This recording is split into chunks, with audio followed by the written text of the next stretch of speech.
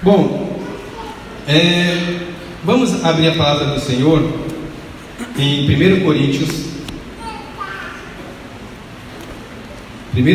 capítulo 2.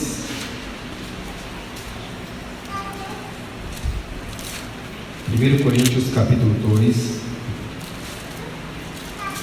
o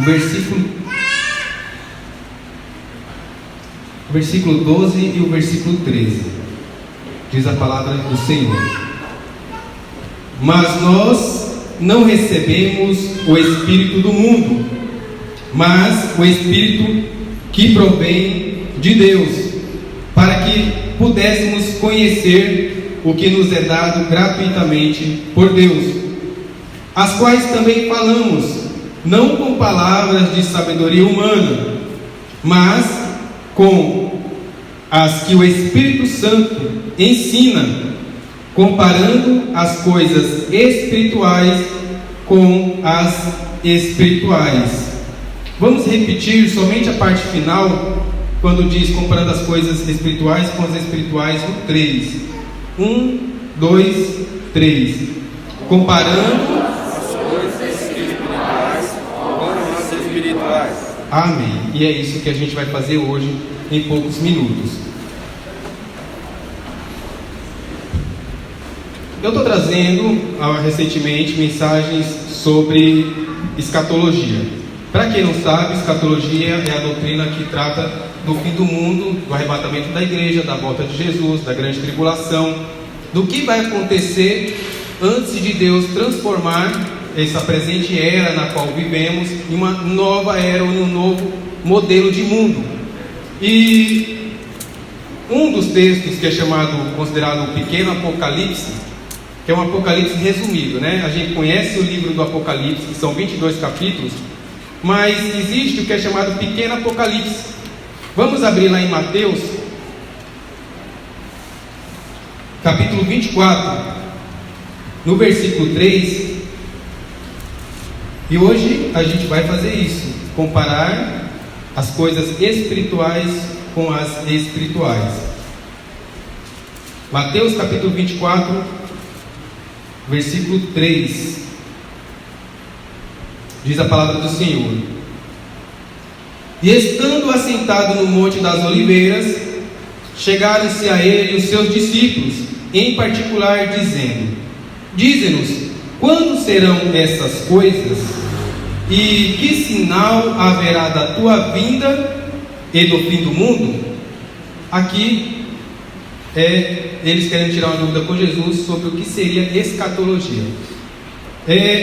Segurando, vai ser a primeira vez aqui que eu vou fazer nessa leitura. Depois eu vou ter que usar uma colinha, porque por causa do microfone não vai ter condição. Mas segurando Mateus 24 com uma mão, os irmãos que forem acompanhar com a Bíblia, quem não tiver muita familiaridade para procurar livros da Bíblia, não precisa procurar, para não se perder no raciocínio. Mas quem tem facilidade, me acompanhe. E então, segurando Mateus 24, vamos lá em Apocalipse capítulo 6. Apocalipse capítulo 6. Mas não tire a passagem de Mateus 24, porque é isso que a gente vai fazer, uma comparação. Vai ler um, vai ler outro, né? Em Mateus, segurando no Apocalipse 6, agora vamos ali em Mateus, versículo 24, o versículo 4. E Jesus respondendo disse-lhes, agora Jesus vai explicar para eles os sinais para a vinda dele, o que vai acontecer antes da vinda de Jesus. Acautelai-vos que ninguém vos engane. Agora, olha o versículo 5. Porque muitos virão em meu nome dizendo, eu sou o Cristo, e enganarão a muitos. Esse aqui é o que? O primeiro sinal, né? Primeiro sinal. Agora, olha Apocalipse capítulo 6, versículo 1 e o versículo 2. Comparando espirituais com espirituais. E havendo o cordeiro aberto um dos selos, olhei, e ouvi um dos 4 animais que dizia, como em voz de trovão, vem e vê. E olhei, e eis um cavalo branco, e o que estava assentado sobre ele tinha um arco, e foi-lhe dada uma coroa, e saiu vitorioso e para vencer. Qual é a característica de um Messias? Ele é aquele que tem o chamado, o fato de ser escolhido para ser rei. Esse cavaleiro do cavalo branco, do primeiro selo, ele tinha o quê? Uma coroa. O Messias, todo mundo espera o Messias. Para quem não sabe, a palavra Messias é a palavra em hebraico. Em grego, a mesma palavra significa Cristo. E no português, o significado é ungido. Mas é a mesma coisa para se referir a um salvador, uma pessoa que vem para trazer a solução de um problema. Aqui fala do primeiro selo, que diz que esse cavaleiro ele sai vitorioso e para vencer. Ele é o que então? Um Cristo, um Messias, um ungido, um Salvador. Qual é o primeiro sinal que Jesus fala da vinda dele? Em Mateus 24, 5: porque virão em meu nome, dizendo: eu sou o Cristo, e enganarão a muitos. Jesus está dizendo aqui, ainda quando houve Mateus 24, não existia Apocalipse, ainda não estava escrito Apocalipse.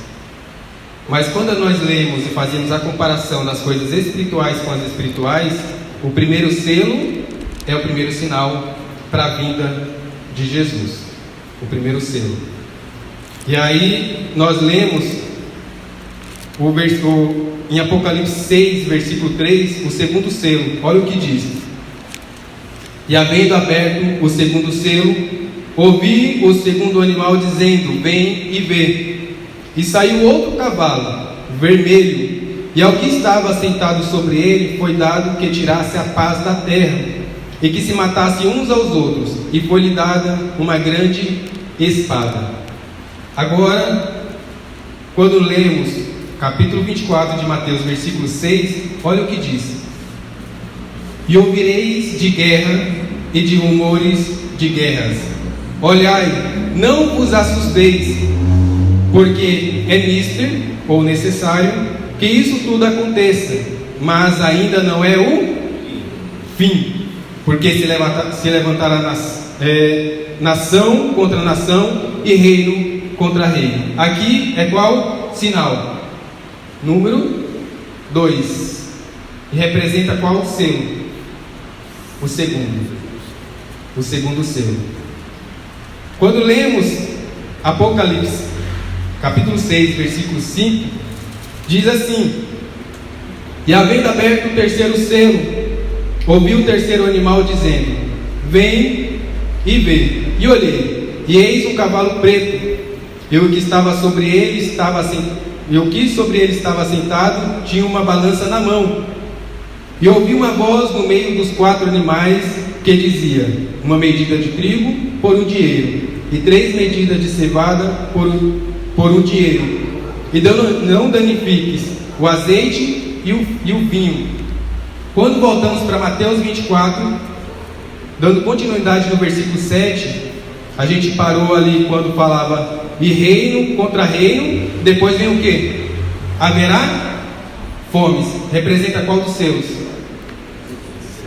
O terceiro. Jesus está resumindo aqui o começo do que é chamado tribulação, para alguém não sabe.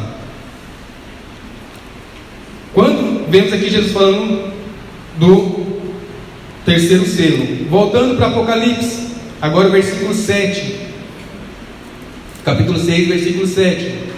E havendo aberto o quarto selo, ouvi a voz do quarto animal que dizia: vem e vê. E olhei, e eis um cavalo amarelo, e o que estava sentado sobre ele tinha por nome Morte, e o inferno o seguia, e foi-lhe dado o poder para matar a 4ª parte da terra, com espada, e com fome, e com peste, e com as feras da terra.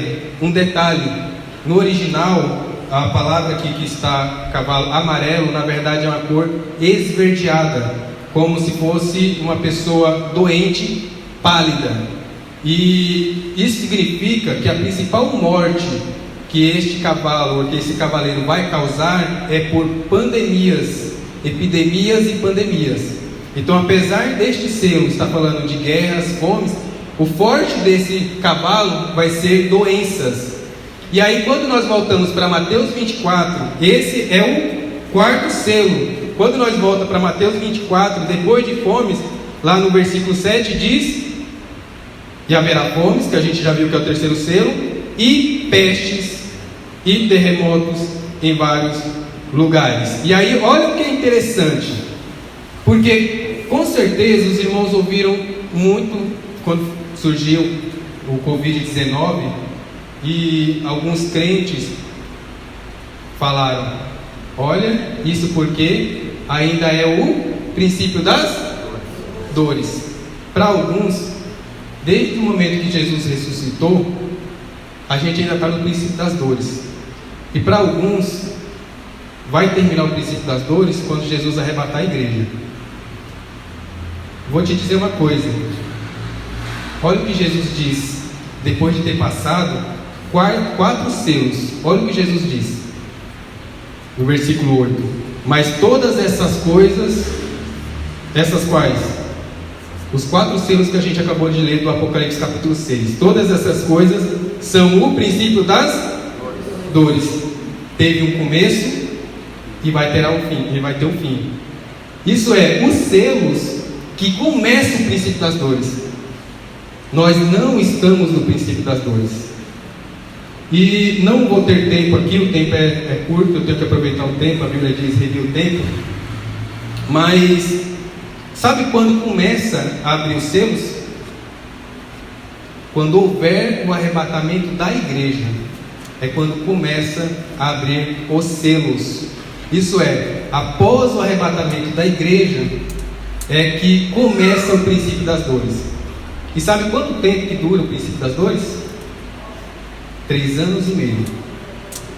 3 anos e meio dura o tempo do princípio das dores. Depois de 3 anos e meio, sabe o que entra? O que a Bíblia chama de grande tribulação, que o princípio das dores nem se compara. Que aí, para quem não sabe, vai lá no meu canal, uma pregação, um estudo só sobre a grande tribulação. Mas para quem não tem paciência de ouvir 1 hora e 30 minutos, basta ler Apocalipse 16. Vocês vão ver o que é grande tribulação. E é algo terrível, né? É algo terrível. E Jesus, ele nos alerta. Ele já nos alerta. Quando nós lemos, dando continuidade na leitura, outro detalhe para quem não sabe, onde que surge essa questão de princípio das dores? Jesus, ele fala da mulher quando está em tempo de parto. Então a mulher tem um período de gravidez, só que quando ela está próxima para ganhar a criança, está chegando perto, ela tem alguns sinais de que a criança está querendo vir. E esses sinais, conforme vai chegando o momento dela ter a criança, ele só vai aumentando. Essas dores vão aumentando até chegar o momento de ter a criança. E nem se compara aquelas últimas horas com os primeiros sinais, né? Então, quando a Bíblia fala princípio das dores, que vai começar no primeiro selo de Apocalipse, Jesus está dizendo, em outras palavras, que o começo do capítulo 6 nem se compara com o capítulo 16 de Apocalipse. Uma coisa que o evangelista Antônio Múcio falou, e ele falou que a nossa hora pode ser a qualquer momento. E quando nós começamos a ler Apocalipse, lá já nos primeiros versículos do primeiro capítulo diz revelação, que é o sentido da palavra Apocalipse, fala revelação ou Apocalipse de João, a qual Jesus deu, né? E aí sucessivamente. Só que tem 2 tipos de Apocalipse. Existe o Apocalipse de João, que é esse escatológico, que todo mundo tem medo, e tem o nosso Apocalipse. Sabe quando que é o nosso Apocalipse? Quando a oportunidade já passou e a gente simplesmente morre, abre os olhos e diante de nós existe um grande trono para julgarmos segundo as nossas obras e segundo as nossas escolhas, né? Porque A salvação, ela pode até não ser pelas obras, mas a Bíblia diz que existe uma obra que te dá a salvação, e essa obra é crer em Jesus Cristo. Você só precisa crer em Jesus Cristo para ser salvo, somente isso. E a Bíblia diz que quem crê já fez a obra, quem crê nele. O restante é processo de santificação. O restante é processo de santificação. E aí é onde que alguns se desenvolvem mais nesse processo e outros menos. Mas voltando aqui, como eu disse, a hora boa, né?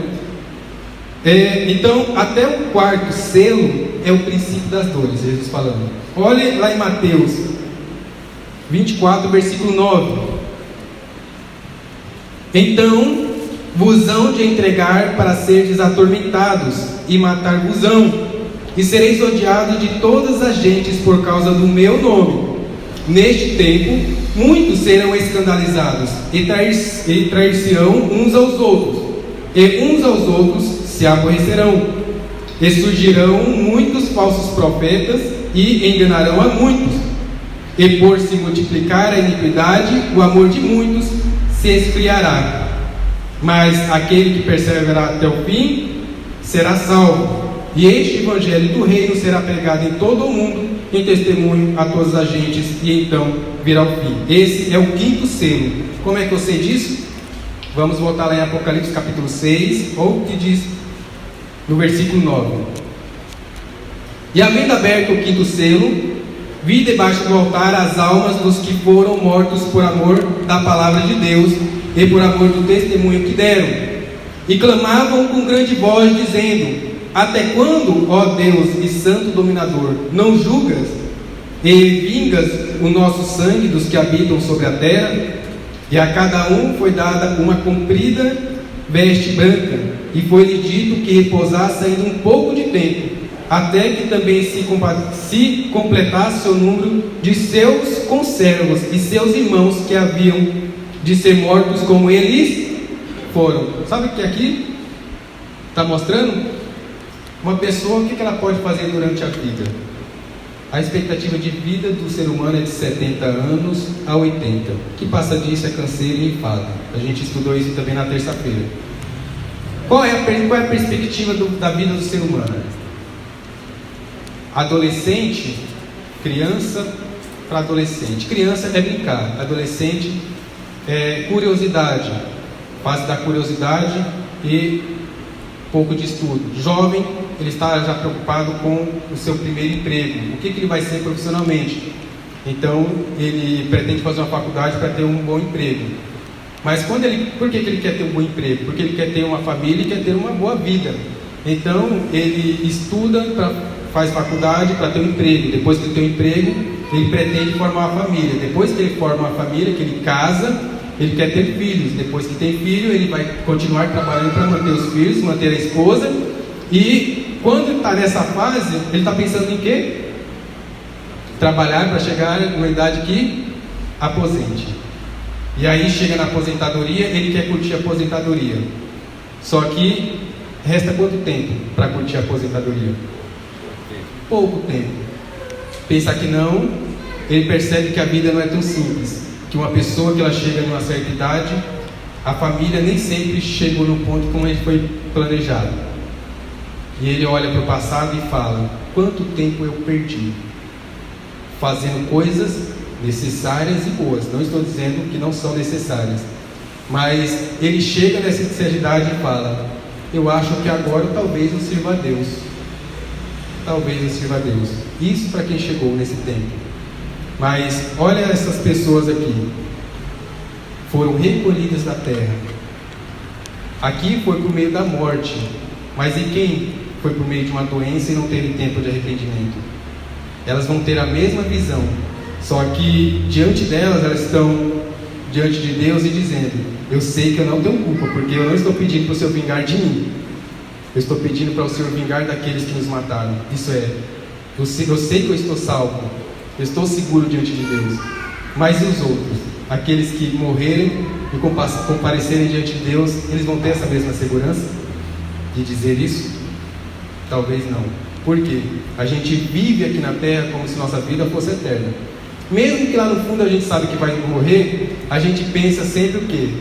Sempre vai ter uma hora, talvez naqueles últimos segundos, me falaram que se eu pedir perdão, todos os meus pecados estão perdoados. Opa, eu vou aproveitar a oportunidade de viver, fazer o que eu quero. Faltando o último segundo, eu pego e falo assim: Senhor, me perdoe por todos os meus pecados. Qual que é o problema desse raciocínio?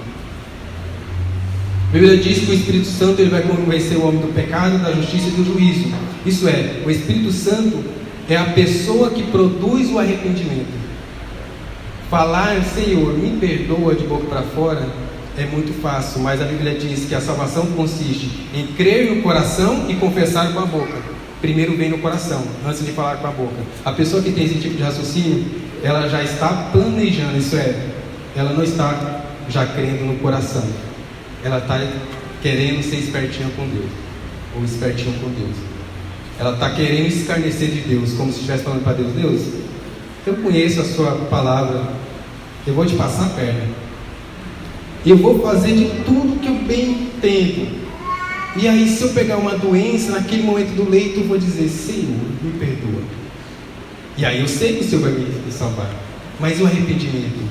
O arrependimento ele é gerado pela pregação da palavra. A Bíblia diz que sem fé é impossível agradar-lhe, mas também a Bíblia diz que como crerão se não há quem pregue? Porque também a Bíblia fala, porque a fé vem pelo ouvir, e ouvir a palavra de Deus. Não é uma coisa, um botão que a gente aperta.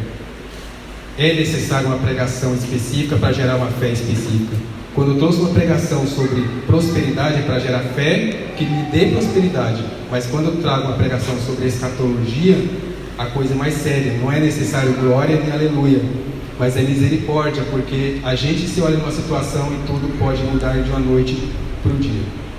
E nós vemos aqui eles clamando por justiça.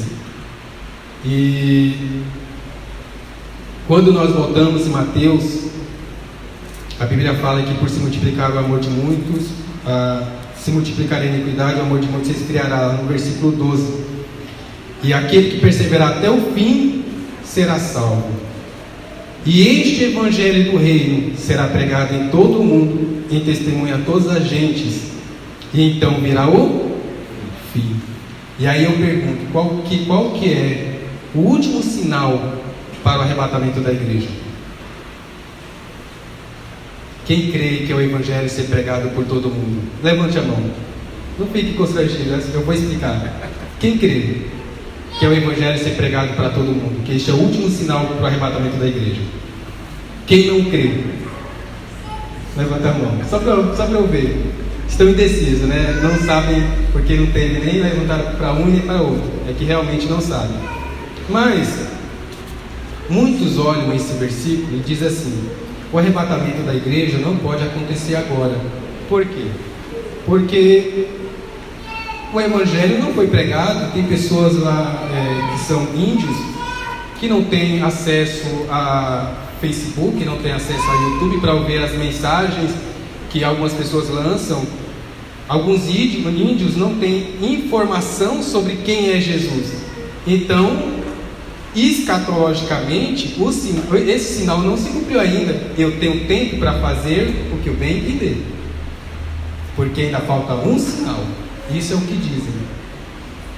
Vou te dizer uma coisa, e essa era o que eu gostaria de mostrar, mas vou ter que resumir.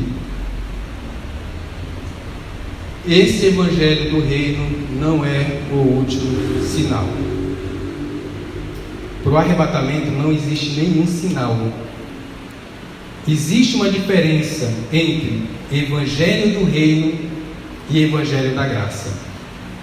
Nós vivemos e pregamos o que é chamado evangelho da graça. O evangelho da graça teve um começo e terá um fim. O evangelho do reino, Jesus pregou. Quando ele morreu e ressuscitou, ele não ordenou os seus discípulos pregarem o evangelho do reino. E os seus discípulos não pregaram o evangelho do reino. Mas o evangelho do reino vai voltar a ser pregado. Sabe quando? Sabe quando que vai voltar a ser pregado? Lembra do primeiro selo? Lembra, né? Lembra do segundo, do terceiro, do quarto e do quinto. No quinto Eram almas que foram mortas por causa do Evangelho. Eram pessoas que pregaram. Sabe onde que elas pregaram? No período do princípio das dores, depois que a igreja foi arrebatada. Sabe como é que essas pessoas se converteram? Em Apocalipse diz que em Jerusalém vai se levantar duas testemunhas. Essas duas testemunhas, elas são poderosas em palavra, mas também em sinais. E essas duas testemunhas vai ser responsável por ganhar o que a Bíblia chama de 144 mil, que também, na pregação que eu trouxe na terça-feira, são judeus. Esses 144 mil judeus vão ser responsáveis por ganhar todas as outras pessoas que não são propriamente judeus. E dentro desse período, esses que se salvaram é que vão morrer. Por isso que elas clamam. Jesus, quando ele diz aqui para os discípulos, em Mateus 24, a igreja não tinha ainda sido criada. Por isso que ele fala, quando vos, como se tivesse eles dentro daquele período, a igreja ainda não tinha sido criada. Esse é o motivo. Mas vamos ver uma diferença. Qual é a diferença entre o evangelho do reino e o evangelho da graça? E aí é nesse momento que eu não vou usar a Bíblia. Eu tenho aqui os versículos que foi para poder facilitar o manuseio, para poder trazer essa mensagem. Mateus capítulo 23. Agora aqui a gente vai fazer a comparação espirituais com espirituais. Quem está com a Bíblia faz sempre isso. Coloca uma mão na primeira passagem e fica com a mão na outra passagem que eu vou falar agora. Atos 20, versículo 24. Vamos ver a diferença.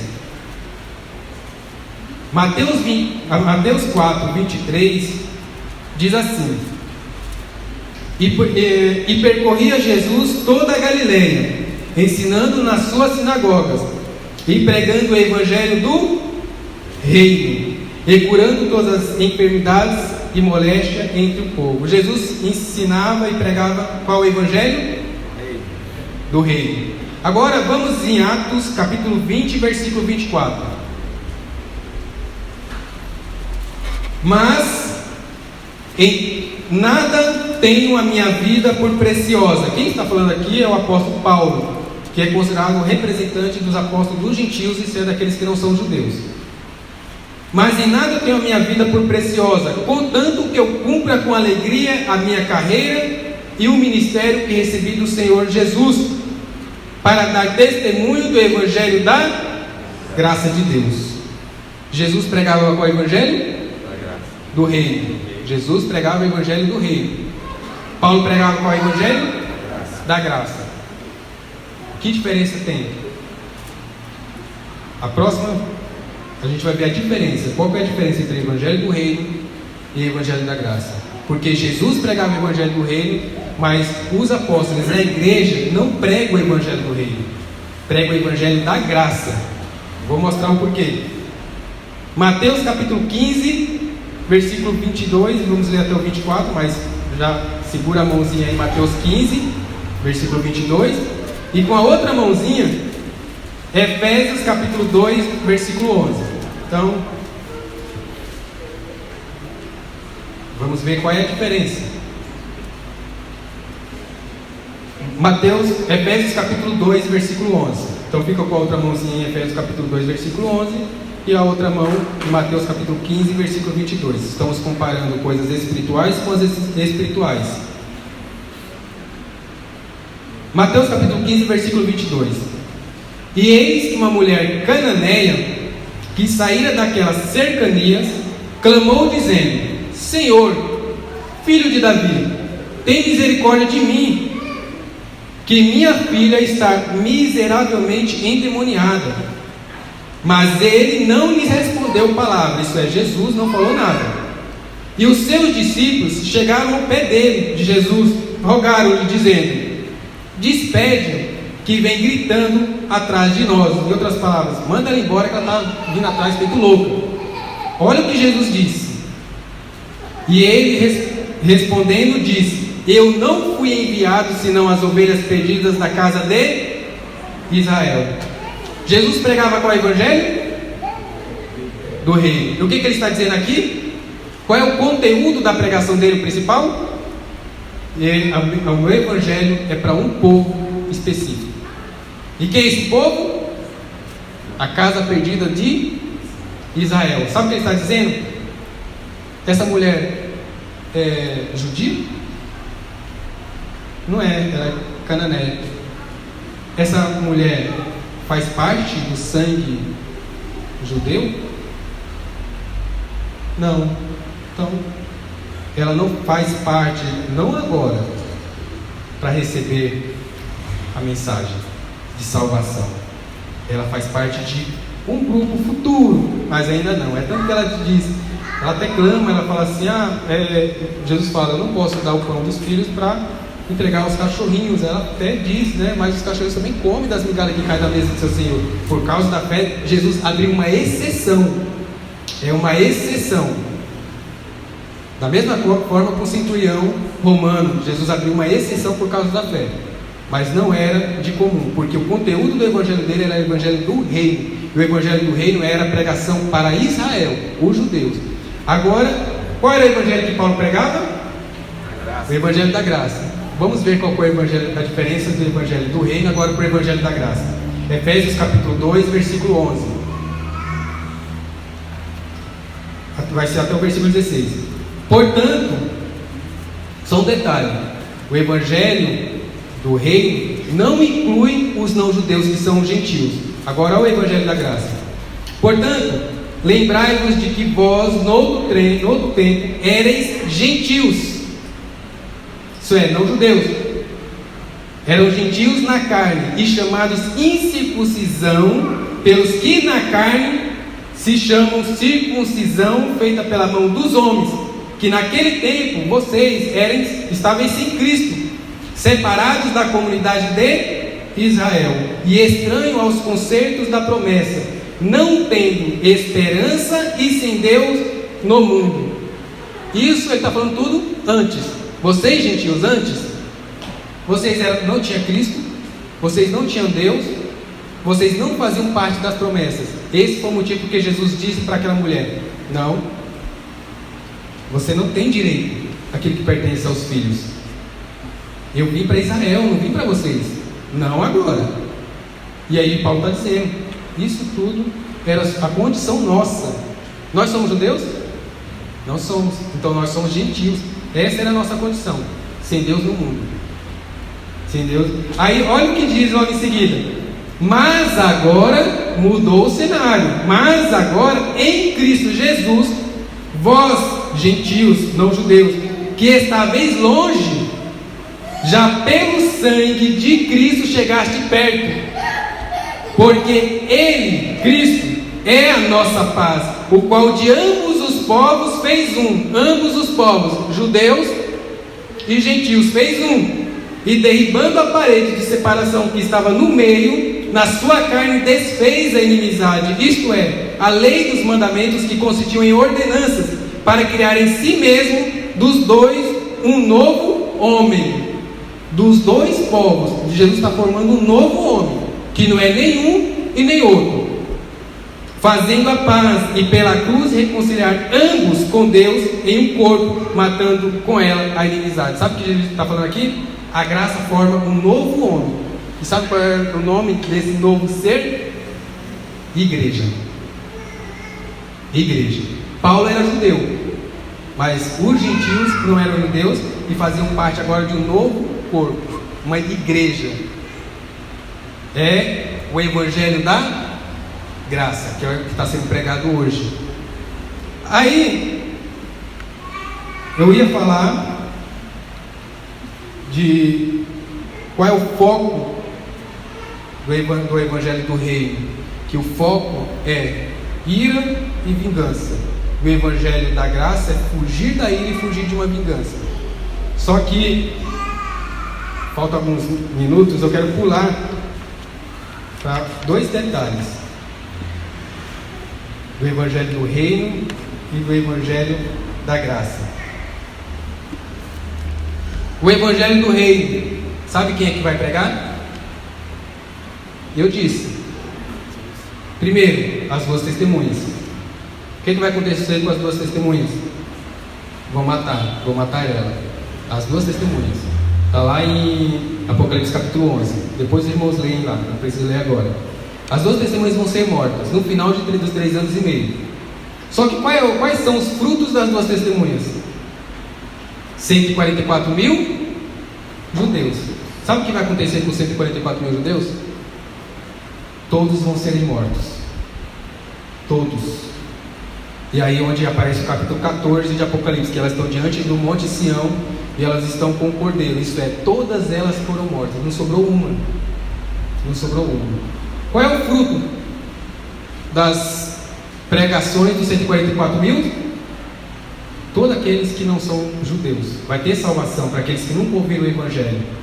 Vai ter salvação. Mas sabe o que vai acontecer com aqueles que ouviram e creram por causa dos 144 mil? Vão serem mortos. Sabe o que vai acontecer? Jesus falou assim: enquanto é dia, é necessário que se pregue. Vai chegar um tempo que a noite chegará. E quando chega a noite, não é o tempo que se prega. Isso é, a fé vem pelo ouvir, enquanto a pregação é a salvação. E quando não houver pregador? Como haverá salvação? Porque vai morrer as duas testemunhas, vai morrer os 144 mil judeus, vai morrer milhares e milhares de pessoas que não são judeus, mas vão crer. Olha o que vai acontecer. Apocalipse capítulo 14. Olha o que vai acontecer.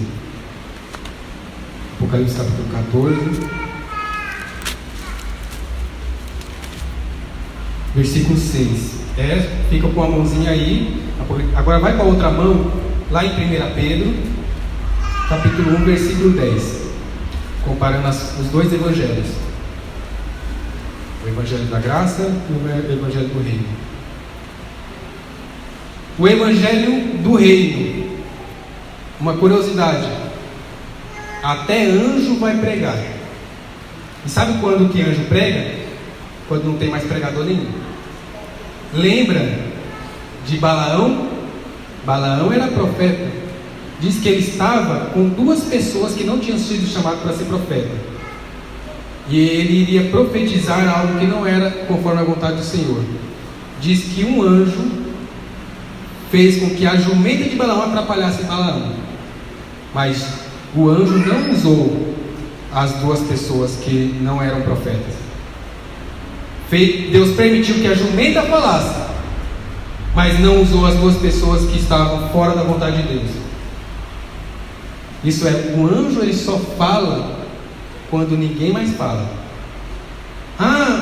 Eu não vejo anjo na igreja. O que acontece que antigamente a gente via anjo? Se antigamente vocês viram muito anjo, tome cuidado, porque provavelmente a palavra do Senhor já está faltando. Anjo não prega o evangelho da graça, mas olha o evangelho que os anjos pregam, porque acabou todas as testemunhas. Apocalipse 14, versículo 6.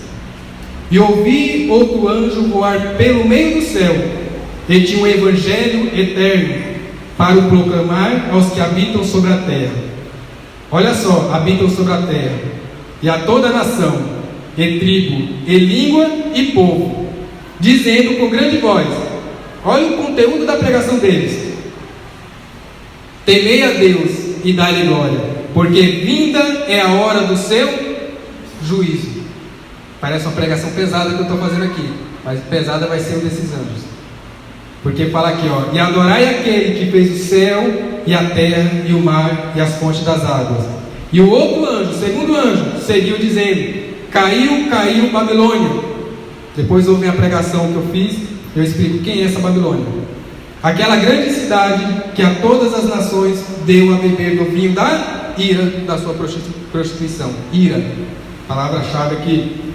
E os seguiu o terceiro anjo dizendo com grande voz: se alguém adorar a besta e a sua imagem e receber o sinal na testa ou na mão, e também o tal receberá do vinho da ira de Deus, que se deitou, não misturado, no cálice da sua ira, e será atormentado com fogo e com enxofre diante dos santos anjos e diante do Cordeiro. Capítulo 14.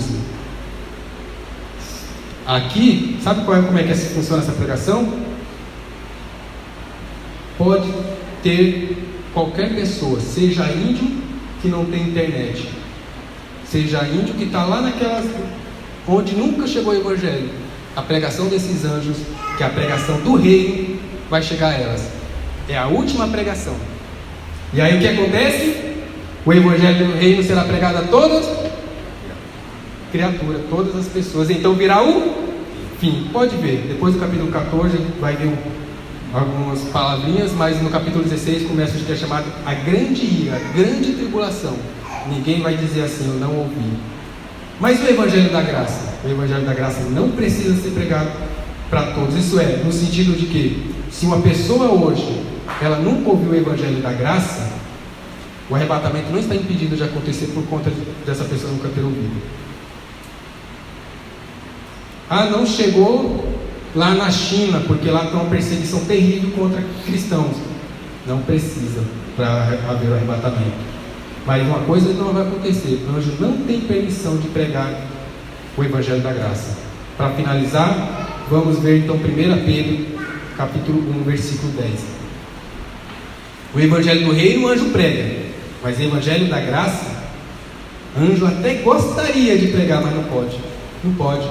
Olha o que a Bíblia fala: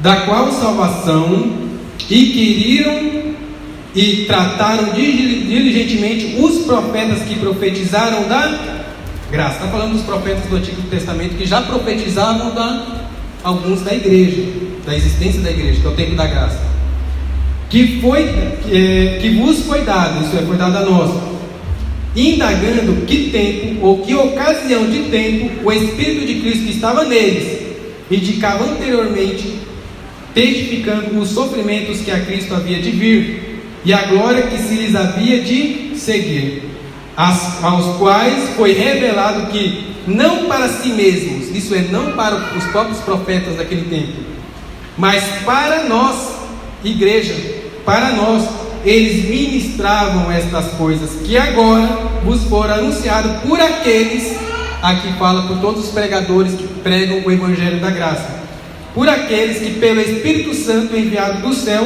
vos pregam o evangelho, para as quais coisas os anjos desejam bem atentar, mas não pode. Os anjos, pensa numa coisa que os anjos têm a vontade de pregar o evangelho da graça, mas eles não podem, porque é uma responsabilidade da igreja. Mas o evangelho do reino eles vão pregar, porque é diferente, é distinto. E aí, eu não vou falar aqui, porque o tempo já deu. O evangelho da graça teve começo e terá um fim. Sabe quando que é o fim? O último versículo, Romanos, para finalizar, Romanos capítulo 11. Olha quando que termina o evangelho da graça. A graça, a porta da graça vai estar fechada. Quando a porta da graça se fechar, capítulo 11, versículo 25. Quando a porta da graça se fechar, os que forem salvos após o arrebatamento da igreja, não fará mais parte da igreja, fará parte de um outro grupo que não tem a ver com a igreja, mas vai se fechar. Aí vai fazer parte das promessas do Antigo Testamento que Deus fez para os judeus. É uma promessa inferior à atual que nós temos, mas Deus vai cumprir neles também. Olha o que a palavra de Deus diz: porque não quero, irmãos, que ignoreis este segredo. Isso é, até aquele momento era segredo, mas Paulo revelou, para que não presumais de vós mesmos, que o endurecimento veio em parte sobre Israel. Por que ele fala em parte? Porque tinha alguns judeus daquele tempo que se converteram, Paulo era um, mas a grande maioria de Israel não crê em Jesus, não crê em Jesus até hoje. Por isso que o endurecimento vem em parte. Mas olha o tempo de validade desse endurecimento que é em parte sobre Israel, até que a plenitude dos gentios. Quem são os gentios? Nós que não somos judeus. até que a plenitude dos gentios haja entrado. Quem é a porta? Jesus falou: eu sou a porta. Quem entrar em mim, salvar-se-á. Até que a plenitude dos gentios haja entrado. E aí, quando a plenitude haja entrado, o que vai acontecer? O arrebatamento da igreja. Aí Deus volta a tratar com os judeus, porque fala aqui: e assim todo Israel será salvo. Porque Deus vai voltar a tratar com os judeus. Por isso que as duas testemunhas pregam em Jerusalém. Por isso que das duas testemunhas surgem os 144 mil judeus. O foco volta para os judeus. Mas enquanto isso, a oportunidade está aberta para você fazer parte da igreja. Mas quando essa oportunidade fechar, a graça fechar, pode ter certeza que o que vai acontecer, a gente viu. Vai ser as aberturas dos selos que a gente viu. Que aí começa o princípio das dores. Nem se compara com o que a gente está passando agora. Aí virá a grande tribulação depois do princípio das dores. Mas a oportunidade que você tem é hoje. Nós pregamos o arrebatamento da igreja. Mas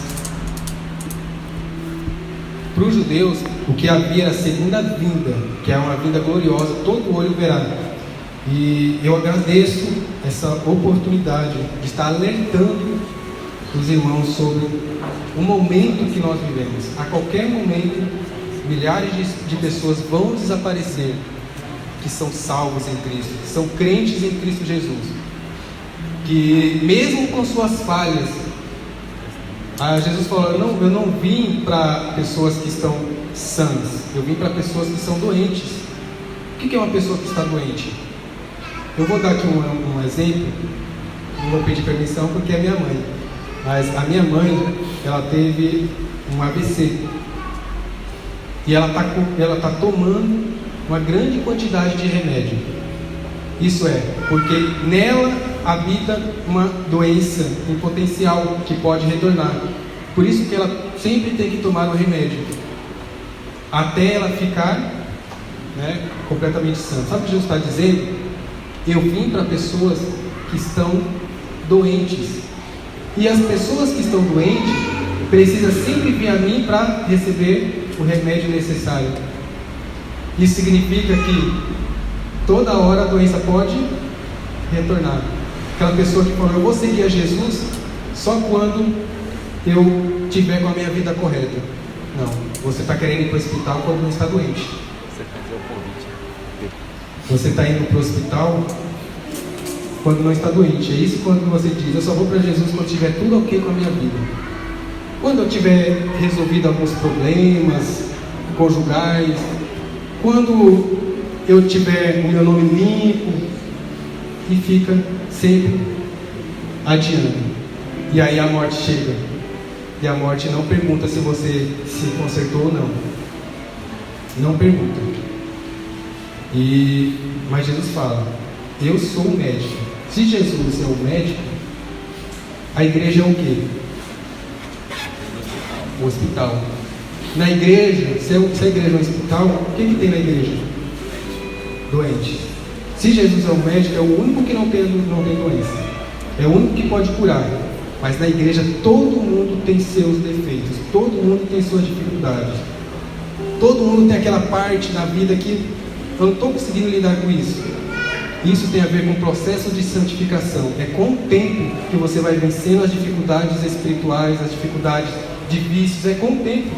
É um procedimento. É um procedimento. Tem pessoa que se recupera mais rápido. Tem pessoa que tem mais dificuldade. Dizem, quando a minha mãe retornou para o hospital, o médico falou assim que ela não tinha chance de viver. Com um mês, perguntaram: você ainda está vivo? Foi assim que falou para ela: você ainda está vivo? Com 3 meses, que eu acho que agora faz 3 meses, quem olha para ela, ninguém disse que teve AVC. A única coisa que ela está tendo é uma dificuldade para andar. Mas comparado ao que ela teve, houve uma recuperação rápida. Tem pessoas que se convertem a Jesus e tem uma transformação rápida, mas tem pessoas que têm uma transformação lenta. Mas o fato da transformação de um ser mais rápida do que o outro, quer dizer que a pessoa ela não está na presença do médico? Quer dizer que ela não está salva? E aí, uma pregação dessa que eu trouxe, as pessoas ficam com medo. Se houver o arrebatamento, será que eu vou subir? tem tanta coisa falha na minha vida, tanta coisa que eu preciso, será que eu vou ficar? Se você aceitou a Jesus, você pode estar com a doença espiritual que for, você vai subir, porque lá no céu você vai ser restaurada completamente. Mas se você não aceitou a Jesus, você pode fazer o esforço que for, vai ficar, infelizmente vai ficar.